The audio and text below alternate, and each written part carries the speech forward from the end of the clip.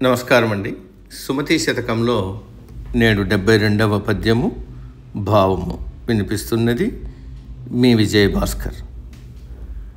వరి పంటలేనియూరును దొరయుండనియూరు, తోడు దొరకని తెరువున్ ధరను పతిలేని గృహమును, నరయంగా రుద్రభూమి అనదగు సుమతి.